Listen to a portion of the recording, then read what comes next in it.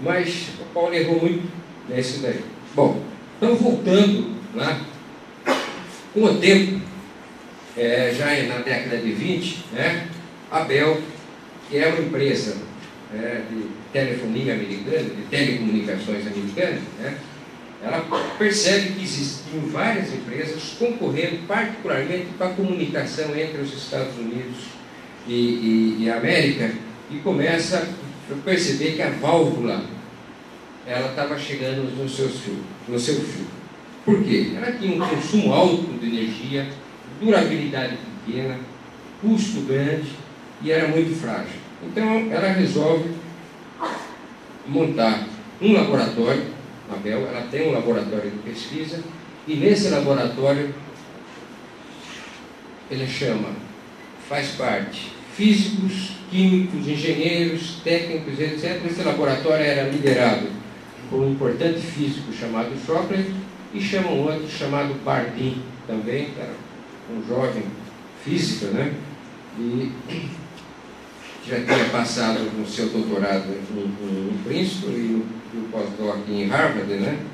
E vai para a Bell, e lá eles inventam o que nós chamaríamos da maior invenção do século XX, que é o transistor. Na verdade, o Bardeen, ele inventa esse transistor aqui, juntamente com o Brayton, né?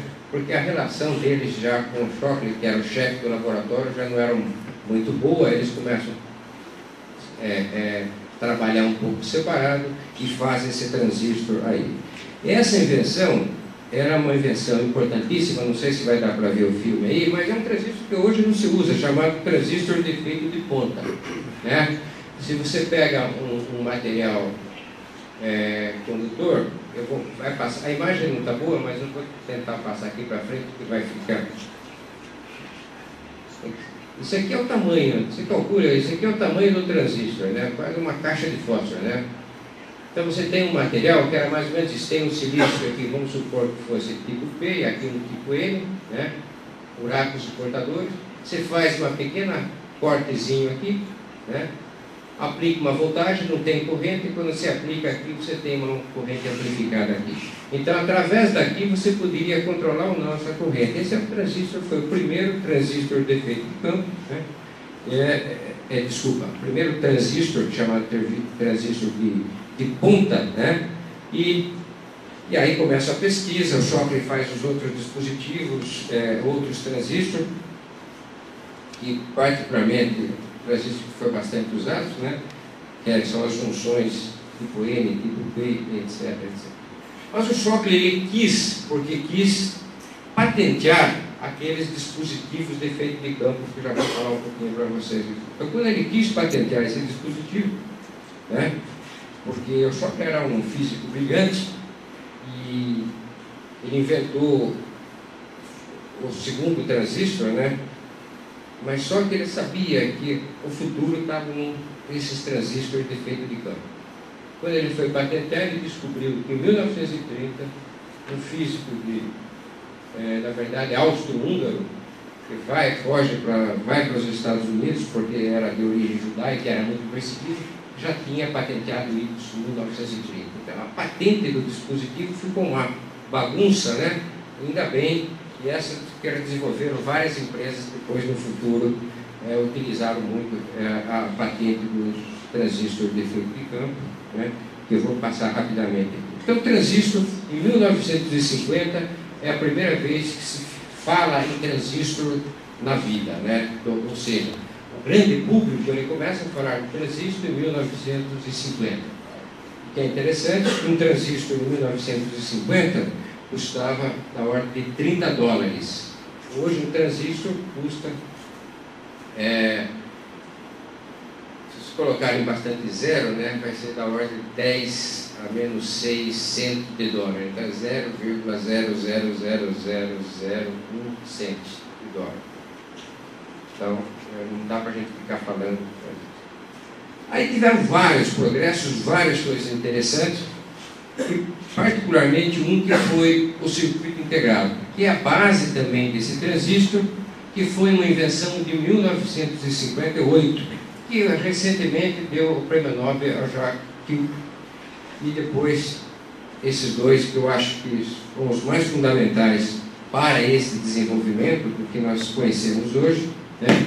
Que foi esse MOS transistor, que é Metal Oxide Semiconductor, que é a forma com que é feito isso, que eu vou falar rapidamente aqui para vocês, se eu tiver um exemplo aqui. Quem tá vendo? Então, esse aqui é o transistor que nós usamos no computador. Então, o que acontece aqui? Você tem aqui um silício um semicondutor.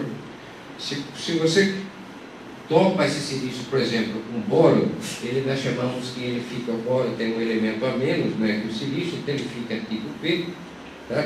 E aqui eu tenho um silício tipo N. Vamos supor que eu coloque aqui no silício, eu dopo com átomos de fósforo. Então ele tem um elétron a mais.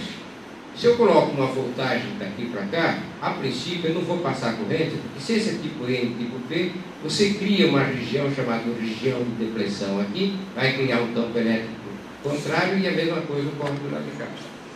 Entretanto, se eu coloco um dielétrico e agora um contato, eu posso formar aqui um capacitor, que eu posso chamar aqui elétrons que se acumulam nessa região e afastar esses tipo P, e eu passo a corrente. Então, se eu ligo o gate, eu passo a corrente. Se eu não ligo, eu não passo a corrente.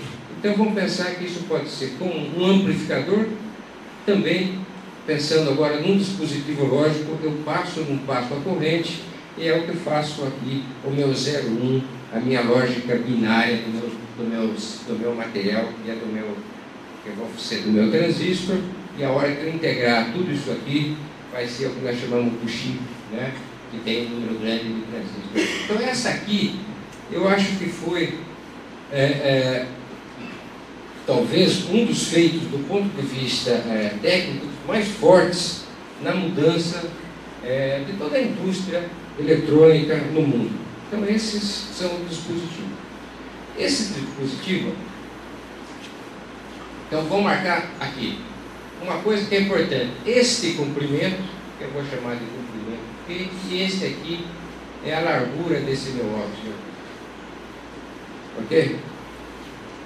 Bom, tem uma grande revolução industrial que eu não vou comentar aqui, mas só para vocês já ouviram falar da famosa lei de Moore, né? A lei de Moore, Moore era o vice-presidente da Intel, e ele dizia o seguinte, que a cada 2 anos os computadores devem quase que duplicar a sua capacidade. Por quê? Porque a cada 2 anos as empresas vão diminuindo a dimensão daquele transistor, diminuindo a dimensão, eu posso fazer até uma maior integração, um conjunto desses transistores, e o tempo vai diminuindo do sinal, ou seja, as frequências do meu transistor, né, a resposta ela vai ficando muito mais rápida. Então, se vocês olharem aqui, quando eu entrei na universidade, cada chip tinha da ordem, vamos pensar, da ordem de 1000 transistores, né? Hoje nós estamos falando da ordem de 1 bilhão de transistores no chip. Então, são escalas que mudaram muito nos últimos 35, 40 anos, né? E essa é a curva que vai aumentando. Eu acho que eu tenho uma mais interessante aqui, que é essa aqui, que se nós olharmos, por exemplo, aquele comprimento do meu gate lá, voltando na transparência aqui, este comprimento aqui, de um transistor, tá vendo? Em 1970 ele era da ordem de 1 micron, né?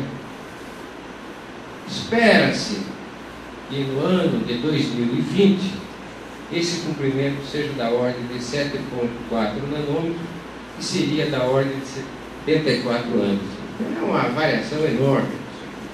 Agora, não dá para ir mais para lá, não. Tá? Você chega num limite físico que você não consegue mais ter as funções que você foi desenhado.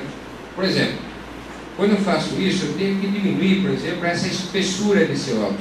Esse óculos, se diminuir muito, começa a haver, chamam fuga de corrente ou tunelamentos, que vão danificar as propriedades com que eu defini esse transistor. Bom, se vocês olharem aqui, por exemplo, essa curvinha azul, por exemplo, é o número de transistor que tem, né? Número de transistor por por chip, né? Então, 2010 é da ordem de 2,3 bilhões de transistores por cada chip. Esse computador tem um pouco menos disso, né? Mas é assim. Então,